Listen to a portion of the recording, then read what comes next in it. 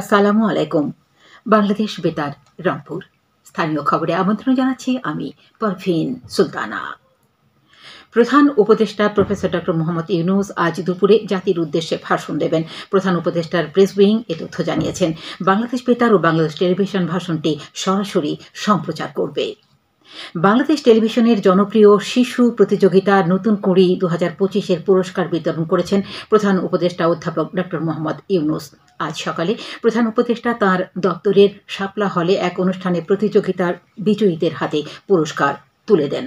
তথ্য ও সম্প্রচার মন্ত্রণালয় এবং বাংলাদেশ টেলিভিশনের যৌথ উদ্যোগে আয়োজিত এই ঐতিহ্যবাহী প্রতিযোগিতায় সারা দেশের হাজারো শিশু অংশ নেয়।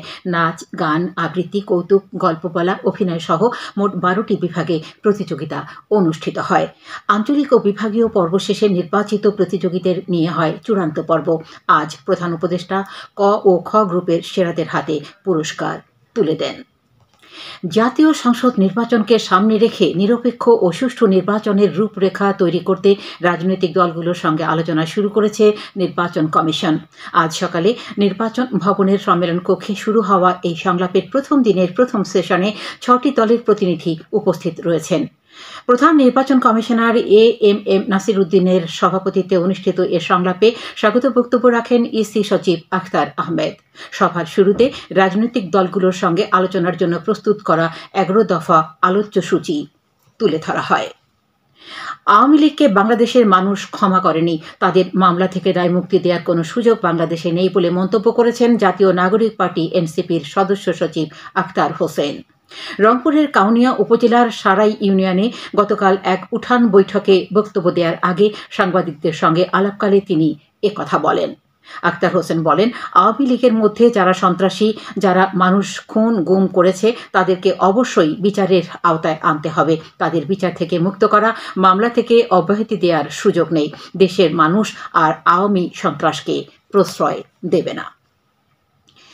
জয়পুরহাট কালেক্টরেট মাঠে অনুষ্ঠানরত 5 দিনব্যাপী নবম কাপ ক্যাম্পুরি ও শতভাগ অর্জন কল্পে প্রস্তুতিমূলক ক্যাম্প 2025 এর আজ সমাপনী অনুষ্ঠিত হয়েছে। এর আগে গত রাতে আনন্দঘন পরিবেশে মহাতাবু জলসা অনুষ্ঠিত হয়। এতে অতিরিক্ত জেলা প্রশাসক জেসমিন নাহারের সভাপতিত্বে প্রধান অতিথি ছিলেন জেলা স্কাউটস সভাপতি ও জেলা প্রশাসক আফরোজা আক্তার চৌধুরী। তাবু জলসায় মশাল প্রজ্বালন ও মাঠ প্রদক্ষিণ সহ বিভিন্ন শিক্ষা প্রতিষ্ঠানের কাপ ও স্কাউট দল মনোমুগ্ধকর সাংস্কৃতিক পরিবেশনা উপস্থাপন করে। এই ক্যাম্পে জেলার প্রায় 450টি প্রাথমিক ও মাধ্যমিক এবং মাদ্রাসার কাপ ও বয় স্কাউট অংশগ্রহণ করে। গাইবান্ধায় যৌন হয়রানি, কিশোর গ্যাং, বাল্যবিয়ে ও ভুয়া কাজীর দৌরাত্ম্য বন্ধ করা সহ নারীদের সুরক্ষা নিশ্চিতে শিক্ষার্থীদের নিয়ে গতকাল এক মতবিনিময় সভা অনুষ্ঠিত হয়েছে। জেলা পুলিশ সুপার কার্যালয়ের সভাকক্ষে অনুষ্ঠিত এ মতবিনিময় সভার আয়োজন করে সচেতন শিক্ষার্থী সমন্বয় পরিষদ। সভায় প্রধান অতিথি ছিলেন পুলিশ সুপার নিশাত অ্যাঞ্জেলা। অন্যান্যের মধ্যে অতিরিক্ত পুলিশ সুপার মোহাম্মদ শরীফ আল রাজীব ও শেখ মুত্তাজুল ইসলাম বক্তব্য রাখেন। লালমনিরহাটের পাটগ্রামে নিবন্ধনহীন নামে ভুট্টা বীজ বিক্রয়ের অভিযোগে 4 ব্যবসায়ীকে 30,000 টাকা জরিমানা করা হয়েছে। গতকাল উপজেলার বাউরা বাজার ও ললিতার হাট এলাকায় পাটগ্রাম উপজেলা নির্বাহী কর্মকর্তা উত্তম কুমার দাস ভ্রাম্যমাণ আদালত পরিচালনা করেন। অভিযানে জেলা বীজ প্রত্যয়ন কর্মকর্তা শামীম হোসেন, পাটগ্রাম উপজেলা কৃষি কর্মকর্তা মুস্তফা হাসান ইমাম ও কৃষি সম্প্রসারণ কর্মকর্তা জামিয়ার রহমান উপস্থিত ছিলেন।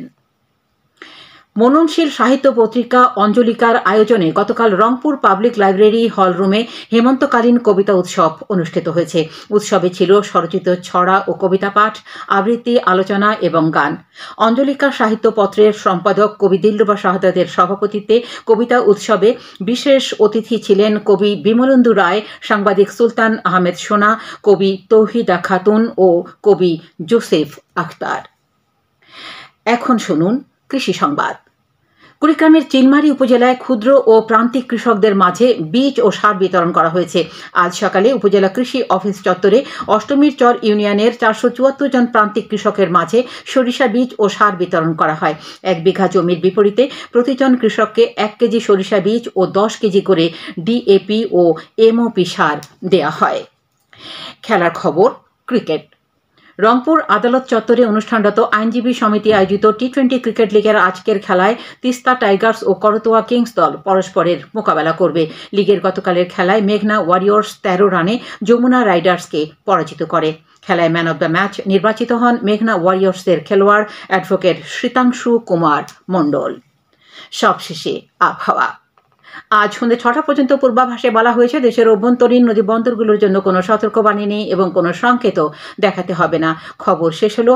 আমাদের পরবর্তী স্থানীয় খবর প্রচারিত হবে বেলা 2:05 মিনিটে।